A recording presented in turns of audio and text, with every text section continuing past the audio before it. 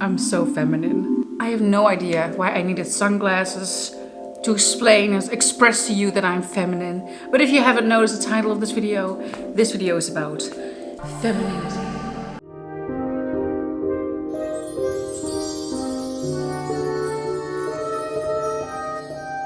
Hi there, my name is Juliette and I welcome you to my channel Intuitive Juliette. Yes, this is also the reason why I am wearing a pink shirt. Just kidding, but I do in my head still associate women to the color pink. Or in at least femininity and softness. She's also a woman. And this video is exactly about accepting the fluidity within feminine and masculine energy, how everyone possesses it, and a book review written by my friend Roxana Dragusel. Dracula. I'm sorry if I am butchering your name, I'm sorry. Which is also why we are in front of a bookcase built by my dad and me.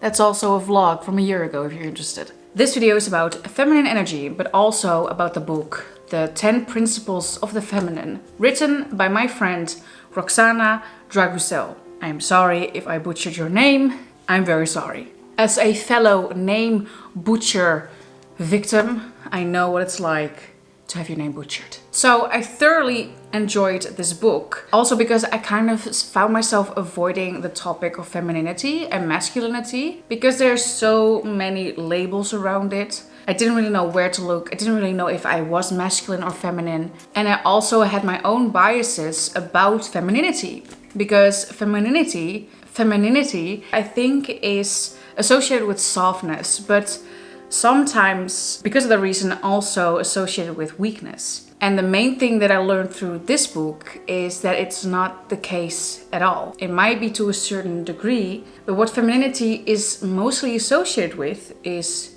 being. And some people will especially argue that the world is taken over by masculinity. Because yes, if that's the only thing you notice, then women in this world won't stand a chance. Or very feminine men who possess more feminine qualities. Because we're weak, we're soft, we can't do anything, we're more agreeable. But that's just a label. And that has to stop.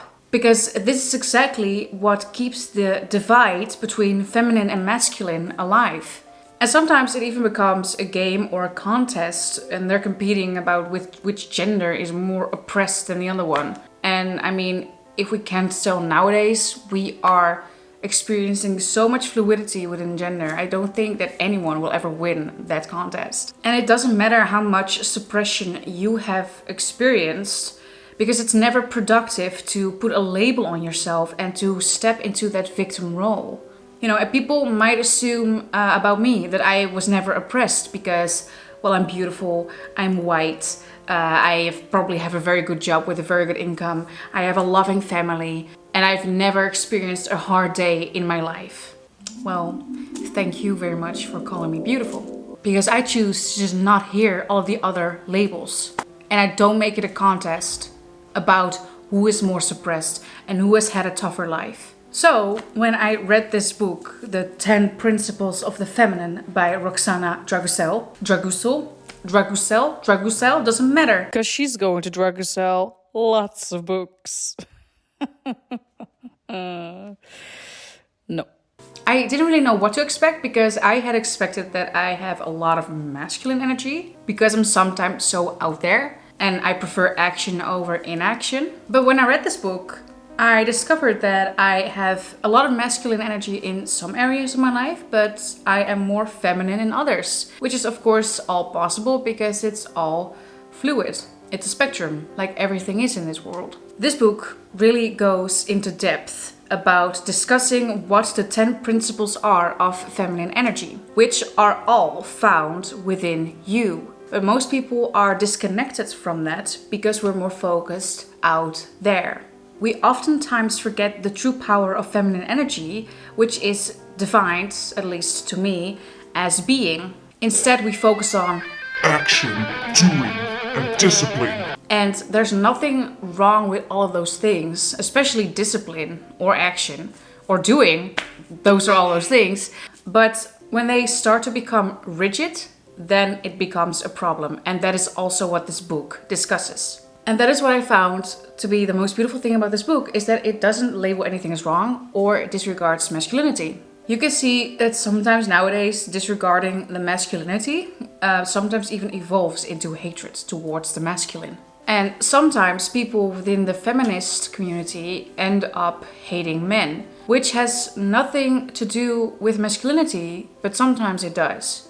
And this is like a circle of hatred, because it will lead to more hatred, as some people will end up hating the feminist movement for hating men. I even experienced some hatred towards the feminist movement because of that very reason, but more so because I just hate labeling. And when we label things, we judge them. And when we judge things, we just color it in with our subconscious programming, which means that a circumstance now is a certain type of way without it being able to change.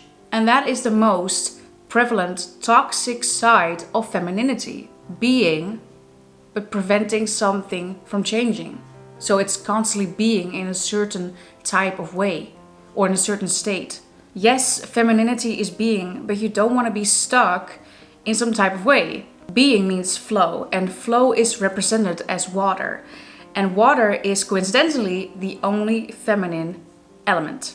This is also a chapter in the book called Flow. So we, as feminine and masculine beings, are meant to flow. We're not meant to Do things and then get things. We are meant to flow towards them and be inspired by them and take action which is inspired by your being, which will actually feel good, and you'll actually be able to enjoy the progress and the journey instead of being so focused on the results, which actually prevents the results from coming in. Sometimes people think that if they really align with their feminine side of their feminine energy, that they suddenly will, flow too much and hug trees and be in women's circles and do cacao ceremonies and just live on the light side and the bright side and be aligned all the time. Which is also, there's nothing wrong with that, but it's also another label and explaining the toxic or the extreme side of being too feminine. And it's again just describing again what is wrong with the general idea of femininity. Most people go to the extreme when labeling something, and that is exactly what this book isn't about. This book does without overexertion. This book explains without persuasion. This book is without rigidity. And this book accepts but without disregarding. And that is what I found to be the main thing that attracted me back to reading the book. It flows literally, or ad literam, like feminine energy. And that is why the true definition of femininity is not softness or weakness or agreeableness. It is being. It's you and it's what's first, but it's still not what is most important. Because let's not disregard masculine energy. We need one with the other.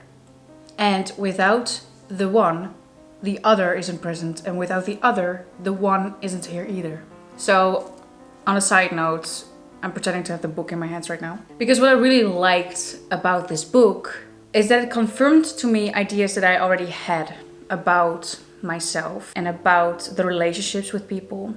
And this book focuses on so much more than just how feminine energy is a state of being and how it represents life. It gives you advice that you can also just implement into your daily life.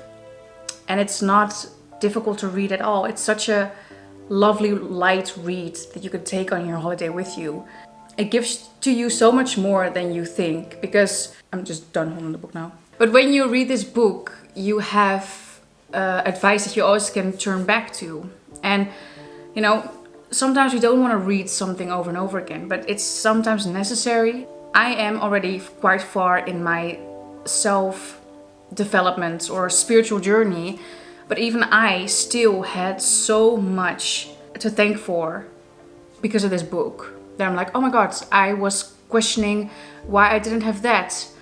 And here's the answer. It explains things that are maybe that they're there and they're unspoken about and everyone knows that they're there. Like maybe you are a nurturer but in a toxic way. This book, which oh my god, so many people around me are, because they put themselves on the back burner. They put themselves in the backseat of their car. This book really gives just a great explanation of why that is and why we do it. And it doesn't beat around the bush. It doesn't over-explain anything. It just is. And that's what I meant by this book just is. And I also want to give you some of my favorite quotes that I highlighted from the book. Because feminine energy is all about the inside and not about the outside. It can help with unveiling parts of ourselves which we were not aware of. And the process is always exciting and rewarding. Having lightness of heart is, in a way, having the ability to see life through the eyes of a child as well as of an adult. And as mentioned above, we are both at the same time. Giving things too much importance leads to the fear of losing them. And fear in itself is the opposite of lightness. But what if there is no other purpose to life than just living and enjoying it?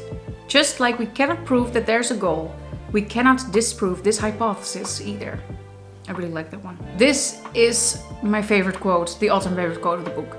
A sign that you are not in tune with the feminine aspect of yourself is not being able to find beauty around you. Very nice. I love this book. I want to thank Roxana for trusting me into reviewing it, and it was a great joy to read. Does it seem like I am giving too many compliments to the book? I don't care, because it was a great read. And I want to thank you for watching this video, sticking through it, and I wish you a very good day or night. And I'll see you in the next one. Goodbye.